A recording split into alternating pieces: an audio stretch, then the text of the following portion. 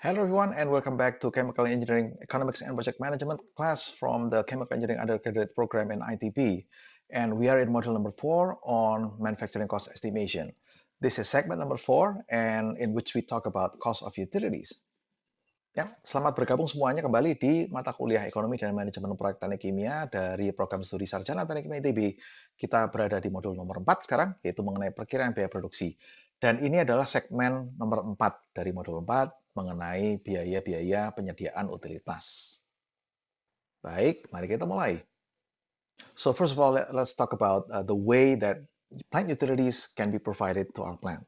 Okay, so there are three general approaches when it comes to providing plant utilities. Okay, the first one is to purchase from public or private utility companies.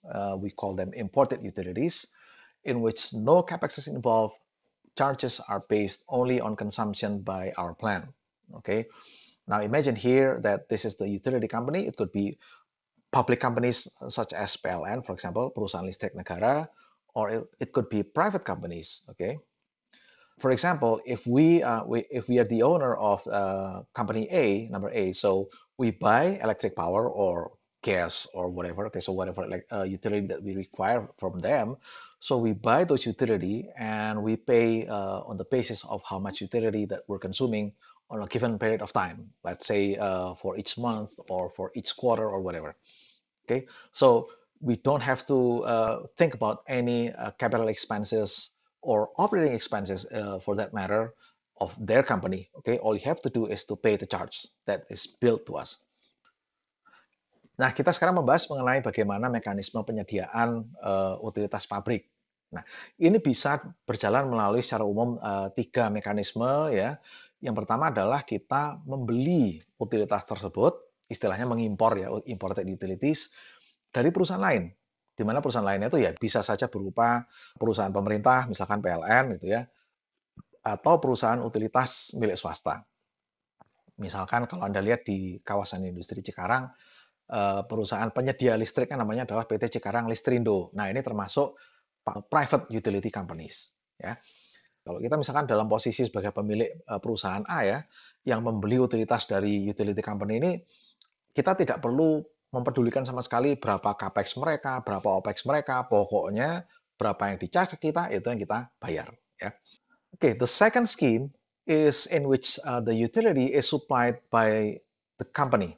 Okay, so the company owns the project. Okay, so in this case, we assume that the company owns several projects or several plants, plant number A, number B, and number C, for example. Okay, and let's say that you are tasked with designing plant number A only.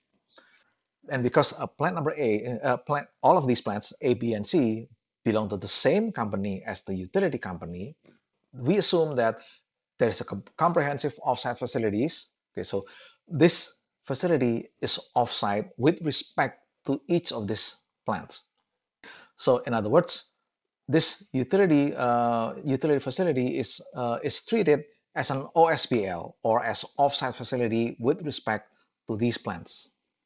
So there's an internal charge, there's a company-wide internal charge for utilities. Charges are based on FCI and OPEX required to produce the particular utilities. So let's assume that this is perhaps steam generation operation. Okay, so this is a large boiler that produces steam for these three companies. All right. Now, because they internally they belong to the same business, to the same corporation, so some of the FCI, okay, some of the fixed capital investment of this boiler will have to be shared with the plants that consumes the steam, because each of these plants are separate economic or business entities. Okay, so they have their own FCI, they have their own capex, they have their own cash flow, but because they benefit from this shared facility, then some of the FCI, some of the capex of this utility company is shared to the plant. We call that allocated capital, and also the OPEX is also shared. Okay, so some percentage of FCI and some percentage of OPEX is shared between plant A, B, and C. This is perhaps the most complicated among the three, right? Ya, jadi skema yang kedua adalah utilitasnya dipasok oleh satu divisi atau satu departemen barangkali di dalam satu perusahaan besar, dalam satu payung korporasi yang besar, di mana divisi atau departemen utilitas ini melayani lebih dari satu pabrik. Dan pabrik-pabrik ini, di sini saya beri simbol pabrik A, B, dan C, ini bisa jadi merupakan entitas bisnis yang berbeda satu sama lain.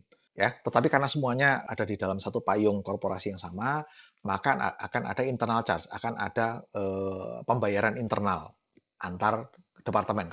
Kalau kita anggap masing-masing pabrik dan utilitasnya sebagai departemen yang beda-beda, gitu ya. Misalnya.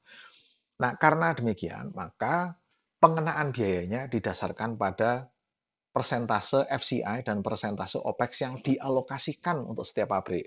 Jadi kalau saya ada di pabrik A, misalkan, oke, utilitasnya dihitung dengan berdasarkan berapa persen CAPEX dan berapa persen OPEX dari pabrik utilitas ini yang ditanggung oleh pabrik A tadi. Berapa persen ke B dan berapa persen ke C, yaitu namanya sistem allocated capital.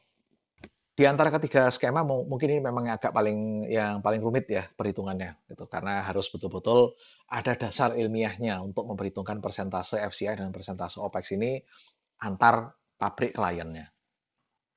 Moving on, so this is a third scheme where the utility is self-generated by a processing unit. Okay, so the utility facility CapEx is included in the FCI and the OPEX is also directly charged to the processing unit. Unit meaning the entire plant. Okay. So in other words, the utility now becomes an ISBL facility. It is as if it is integrated with the main process plant.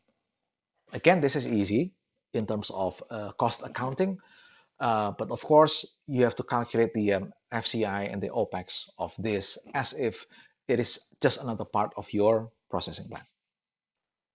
Oke, ini skema yang ketiga, di mana pabrik utilitasnya itu dibangun khusus untuk satu pabrik tertentu saja.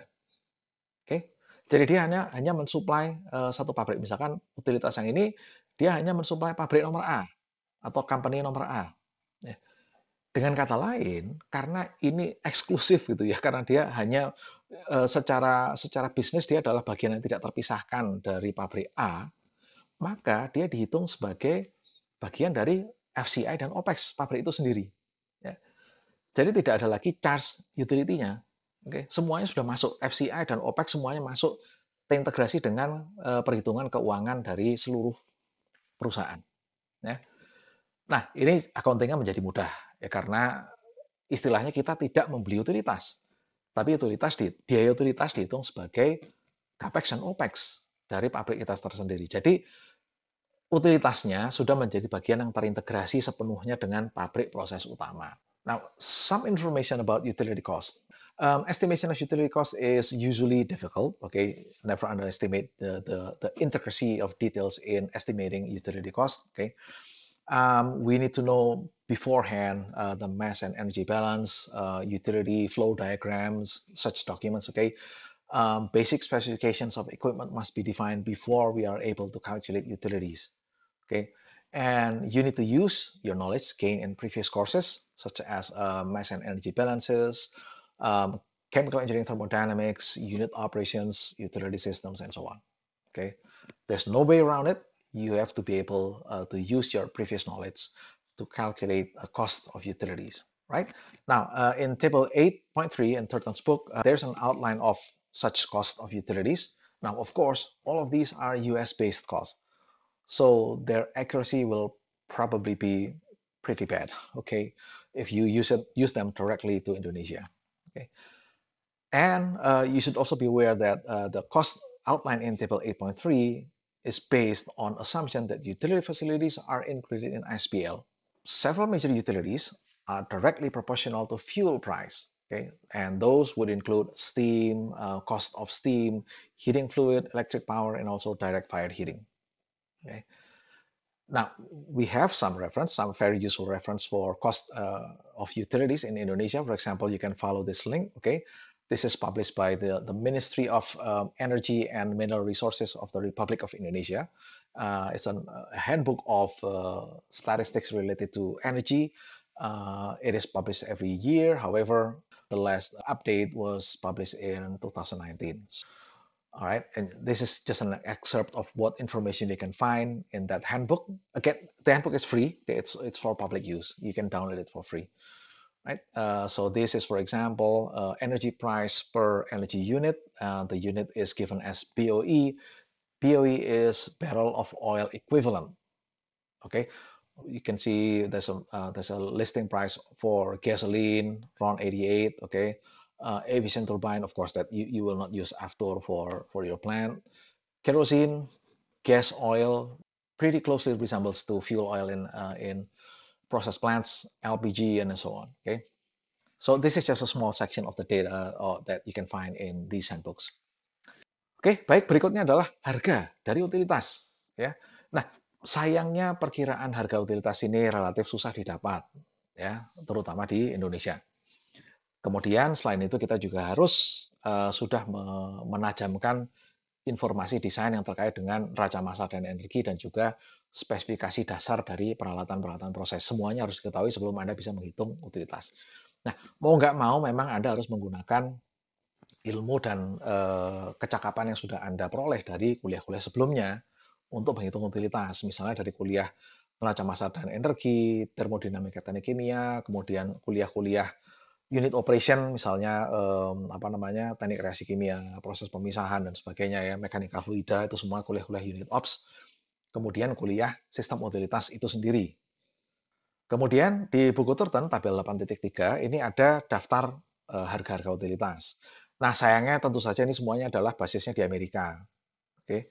Kemudian basisnya menggunakan asumsi bahwa fasilitas utilitasnya masuk di dalam ASBL. Oke. Jadi mungkin bisa dikatakan tidak terlalu akurat lah harga-harga yang ada di buku Turton kalau Anda pakai secara langsung. Ingat ini semuanya adalah basisnya informasi yang ada di Amerika.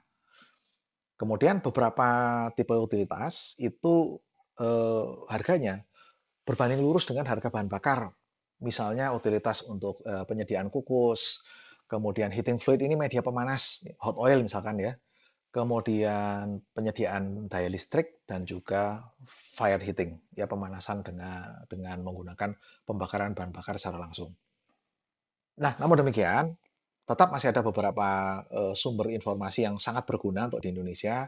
Ini misalnya adalah buku panduan statistika energi yang setiap tahun diterbitkan oleh Kementerian ESDM RI, ya, tetapi memang penerbitannya itu lag setahun di belakang, ya. Jadi yang paling baru yang ada sekarang adalah untuk tahun 2019, ya. Tahun 2020 belum ada. Oke.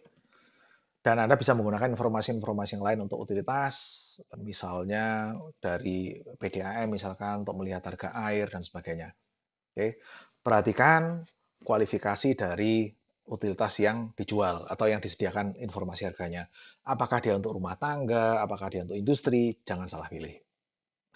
Oke, that's it for this segment and we will see you in the next one. Ya, jadi sekian segmen mengenai biaya utilitas dan kita akan berjumpa di segmen berikutnya. Terima kasih.